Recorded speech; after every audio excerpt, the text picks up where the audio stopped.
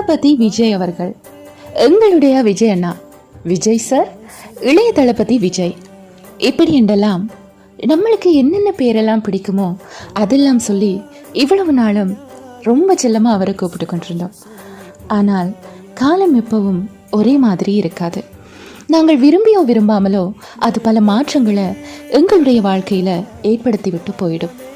அதில் ஒன்றுதான் நம்ம எல்லாருக்கும் நிறைய பிடிச்ச தளபதி விஜய் அவர்கள் சினிமா வாழ்க்கையிலிருந்து விடை பெற்று அரசியலுக்குள் பிரவேசிப்பது. அவர் அரசியலுக்குள் நுழைவதெல்லாம் அவர்களுடைய ரசிகர்களாகிய எங்களுக்கு ரொம்ப சந்தோஷமான விஷயம்தான்.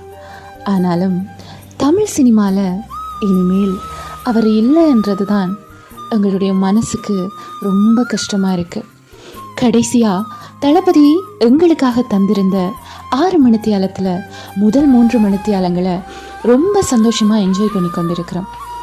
ஆனால் இன்னும் எங்களுக்காக அவர்கிட்ட மிச்சம் இருக்கிறது வெறும் 3 மணித்தியாலங்கள் மட்டும்தான். இனிமேல் எந்த ஒரு அப்டேட்டுக்காகவும் நாங்கள் காத்திருக்க வேண்டிய அவசியம் இல்லை. யார் ஹீரோயின், யார் வில்லன், யார் டைரக்டர், இந்த கேள்விக்கெல்லாம் இனி இடமே இல்லை. எப்போ ஆடியோ லான்ச் நடக்கும், அதில் என்ன பேச போகிறார் என்றெல்லாம் காத்திருக்க தேவையில்லை. Releasing date, pre booking tickets, cut outs, posters, banners எதுவுமே இனிமேல் தேவையில்லை. படத்துக்கு முன்னாடியே ரிலீஸ் ஆகிற பாட்டு நம்பர் 1 ட்ரெண்டிங்கில் இருக்கிறது, அதுக்கு ரீல்ஸ், டிக்டாக்ஸ் என்று வீடியோஸ் பண்ணி வைரல் ஆகிறது எதுவுமே இனிமேல் இருக்காது.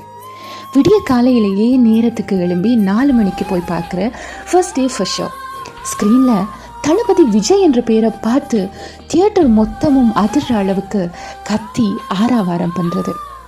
இந்த பாடலை பாடியது உங்கள் விஜய் அப்படின்னு சொல்லிட்டு ஸ்க்ரீனில் இந்த சென்டென்ஸ் வந்ததும் எழும்பி நின்று சத்தமாக கத்தி கிளாப் பண்ணுறது.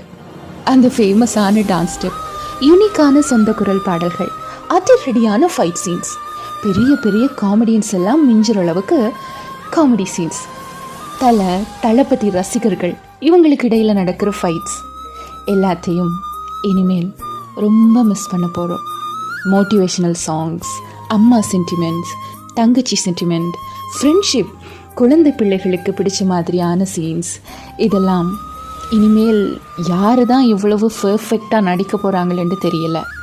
ஸ்போர்ட்ஸ், படிப்பு, அரசியல், சட்டம், காவல்துறை இதெல்லாம் உள்ளடங்கின படங்கள் இனிமேல் இந்த அளவுக்கு வருமா எனக்கு தெரியல. காதலுக்கு மரியாதை, பூவே உனக்காக, வசீகரா, துள்ளாத மனமும் துள்ளும், பிரியமானவளே, ஷாஜஹான் இப்படியான படங்களை இனிமேல் பார்க்கவே முடியாது. த்ரிஷா, ஸ்னேகா, சிம்ரன், சமந்தா இவங்களுக்கெல்லாம் ரொம்ப பர்ஃபெக்டாக பொருந்தக்கூடிய ஒரு ஹீரோ இனிமேல் இருப்பாரா எனக்கு தெரியல. பரவாயில்லை, மாற்றங்களை பழகிக்கொள்வது தானே வாழ்க்கை.